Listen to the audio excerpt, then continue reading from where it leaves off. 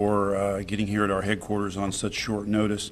I'm going to provide an update to the investigation that we launched Tuesday at the Roadway Inn in Venice. And I will tell you this is one of the more difficult parts of my job as sheriff. By all accounts, what I'm about to share with you is one of the most egregious crimes we've seen recently here in Sarasota County. I'm going to read you a synopsis of the incident, and then members of the news media are certainly more than welcome to ask us questions. Please keep in mind, as always, this investigation is ongoing and active. We're literally starting the second day of the investigation, so we are following up leads today, interviewing people, looking at video, things of that nature, so it is still a very active investigation. With me is Law Enforcement Division Commander Brian Woodring and Investigations Bureau Commander Joe Giasone. I appreciate their leadership in handling this case and the empathy that they have shown towards the husband of the victim in this case. On Tuesday, deputies responded just after 10:30 a.m. to the Roadway Inn Hotel located at 1710 South Tamiami Trail in Venice for the report of an unconscious woman. According to the woman's husband, he called and sent several text messages but was unable to contact her. The husband went to the hotel where his wife was employed and found her severely battered and bruised inside of the hotel room. The victim's husband and others attempted CPR on the woman. However, she did not regain consciousness at the time that she left with paramedics. Less than 5 minutes after deputies received that initial call, Sheriff's Office received multiple reports of a suspicious white male acting erratically at the corner of Alligator Drive and South Tamiami Trail. The distance from the Roadway Inn to that location is approximately 2 miles. When deputies made contact with the man in the intersection, he was literally speaking in tongues, acting very erratic, combative, and was clearly under the influence of narcotics or some type of stimulant. It took 5 deputies to take him into custody, and we placed him into custody under the Florida Marchman Act. For those who may be unfamiliar with the term, a Marchman Act is a Florida statute that allows law enforcement to take someone into custody who is abusing drugs or alcohol and appears to be a danger to themselves or to others. The man was taken to the hospital for observation. Detectives identified him as 30-year-old Stephen Havruka of Venice. You can see a series of his past mugshots on this poster to my left. As detectives began their investigation, they reviewed surveillance that captured Havruka enter the hotel room where the victim was discovered. Hotel management confirmed Havruka had been staying in room 209 for approximately 6 days. A search warrant was executed on room 209, where detectives recovered evidence from the aggravated battery.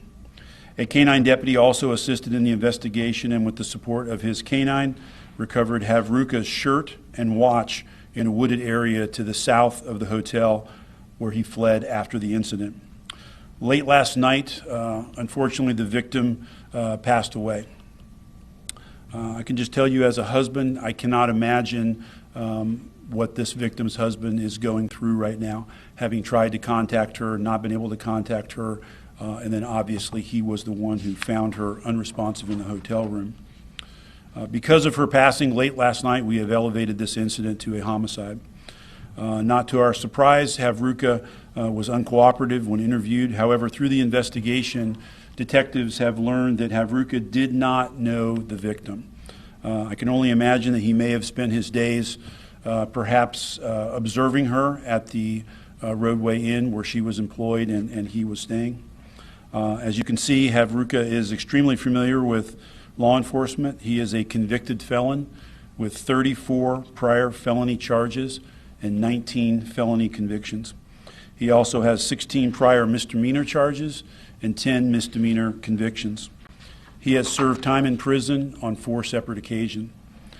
Havruka's prior crimes range from vehicle burglary, criminal mischief, possession of burglary tools, motor vehicle theft, battery, domestic battery by strangulation, burglary with a battery, battery of a detained person, battery of a person 65 years or older, and tampering with a witness, to name a few. There is no other way to describe Mr. Havruka. He is an animal. He also has tattoos that depict his certain symbols of white supremacy that you can see on the poster board that we have here, and his neo-Nazi alliances. As I mentioned earlier, this is one of the most egregious recent crimes that we have had here in Sarasota County. The victim in this case was doing her job, was certainly terrorized, battered, and now is deceased. As this investigation continues, we are committed to working with the State Attorney's Office to see that this man is put away for the rest of his life. And once again, I'd just like to say my heart goes out to the woman's husband, who today is grieving an unbearable loss. Our victim assistance unit has been on scene since early yesterday, working with him, and will continue to provide support to the victim's family throughout the criminal justice process. So with the understanding that this is still an active investigation, I'll do my best to answer any questions that you may have.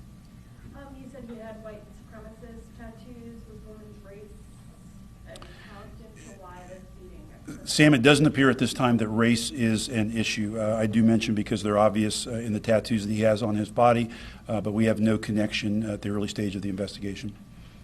Sheriff Hoffman, seeing how many times he's been in and out of jail, knowing that it eventually leads up to this crime, I guess, what do you have to say on that? It's terrible. I think most of you know I'm a former prosecutor, and it looks like many of these crimes were prosecuted, and he got prison time for them. So as this starts to kind of unfold, Kim, we'll look at some of the circumstances, but he's done 4 stints in prison. But certainly that's what came to our attention when we looked at his criminal history, is that he's been through the system a number of times and is very familiar to us if you look at our internal databases. So he legally got out of the jail? Yeah, he's not. He was released from jail, registered as he is supposed to do, and served his time. Yes, Tim. Going back on what they're saying, I know the state attorney's office recently just released him. What are your thoughts on that? Yeah, I believe that was on a domestic battery case, and I believe it was a relative that he battered, and they declined the case. I can tell you in many of those cases, when it is a he said, she said family situation, misdemeanor offense, those are difficult to prosecute. So I don't pass any judgment on the state attorney's office. I don't really know the facts of the case, but that's what I know at this point. What can you tell us about the victim here? I mean, how long has she worked there for? Does she have children? I don't know about that. We've been speaking to her husband. She has worked there. I don't know the exact period of time, but she is employed there, cleaning the rooms and doing work like that. And her husband was in contact with her just to kind of check on her well-being and make sure she was where she was supposed to be. I don't have anything additional in terms of family. Can you talk a little bit about how horrific this scene must have been? I mean, you know, beating someone to death it takes a lot to do that. Certainly. So obviously, you know, again, early stages of the investigation, but it was a bloody scene, and I can't imagine what the victim's husband had to try to perform CPR, see his wife in the condition that she was in. It's as a spouse, it's your worst nightmare, particularly when you've set up this you know, text messaging to kind of like we all do with our spouses, right? To check on them and make sure they're where they're supposed to be and that they're okay. It's no homicide scene is pleasant, Sam, but certainly when a spouse is the one that finds you and has to take the CPR instructions from dispatch, I can't imagine how difficult that was for him. You know, especially, I mean, you're saying this man didn't even know this woman, you know, I mean, to put that kind of force into someone you don't know, I mean, how awful is that for, you know, a officer to witness? Well, certainly any homicide is bad, but, you know, the reason we're kind of doing this press conference is to let everybody know that we have the person in custody.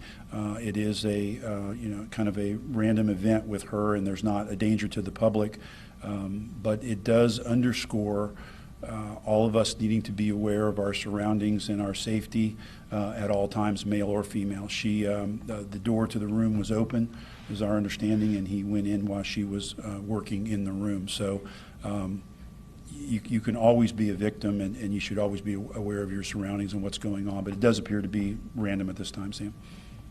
And the fact that he's been in jail so many times, is it all preventable, or was there something that could have been done beforehand that maybe kept him in jail? Or yeah, that's a good question, Tim. And you know, when we have to look at the individual cases there, and the fact that he did 4 stints in prison, he has been on probation, he has been on parole. So I don't know without looking at the individual cases, but I think any of us would recognize that 30 plus felony arrests and 19 convictions, you wouldn't expect this person to be out there walking. There's a variety of reasons why that may have occurred.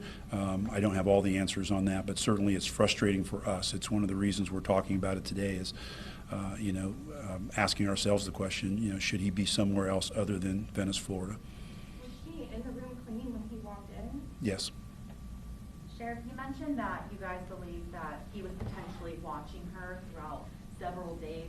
Do you think this was premeditated? Well, obviously, we've charged second-degree murder at this point, and for those familiar with the state statutes, you know that that's without premeditation. It is basically what we call in Florida depraved heart homicide. And we'll look and see about the surroundings of his contact with her or lack of contact with her as we go forward. That'll be the job of the state attorney's office if they want to upgrade it to first degree premeditated. We know he was in the area of where she was working for a period of time, so whether that is sufficient, stalking or surveillance of her that would lead to premeditation, that'll be a decision for the state attorney's office. And him being a white supremacist, how do we know that? So you can look at some of the SS tattoos on there, and some of the other numbers on there are associated with white supremacist groups. I don't know if that was before he went to prison, Tim, or he picked that up in prison, but certainly the tattoos on his body, this lower right-hand corner here, you can see those are SS lightning bolt tattoos across his entire back, and there are other indications that our intel detectives tell us are associated with white supremacy. Again, no connection at this point, but certainly a dangerous individual, and as I described, an animal, in my opinion. Unrelated to this, we have a reporter working on reaction from the Chauvin conviction yesterday. Do you have any reaction to that? No, I have faith in the jury system. I was a prosecutor for 8 years, and the jury did their job, Sam, and they delivered their verdict, and we all have to respect that. The criminal justice system we have in America is not perfect, but it's the best in the world, and I devoted 8 years of my life doing that, and I trust the jury system. I have faith in them, and they came to a conclusion that appears it's going to hold Chauvin accountable for his actions. Okay, thank you all so much. Streaming live on WFLA Now, powered by 1-800-ASK-GARY. Here is J.B. Buno. Live here from the Sarasota County Sheriff's Office. Deputies arrest a man the sheriff calls an animal in one of the most brutal killings in recent memory in Sarasota County. You're looking there at the infographic set up. Stephen Havrilka, 30 years of age, arrested in the death of a female hotel employee in Venice. J.B. Buno here with you live on the WFLA Now Stream Center, folks. This is a story that is hard to fathom. Again, out of Venice, a Venice hotel where a woman was found severely beaten, found unconscious, and would go on to die at the hospital. This is the man that they have arrested, the man that the sheriff there, Sheriff Kurt Hoffman, describes as an animal, an arrest in the death of that female employee. And we have all the very latest for you right now on WFLA.com and the WFLA app. You saw there that the prop that they had featured somewhere in the neighborhood of around 30 mugshots. The questions, of course, coming in from reporters was, how was this man able to how was this man out on the streets? How was this allowed to happen? How was this able to happen?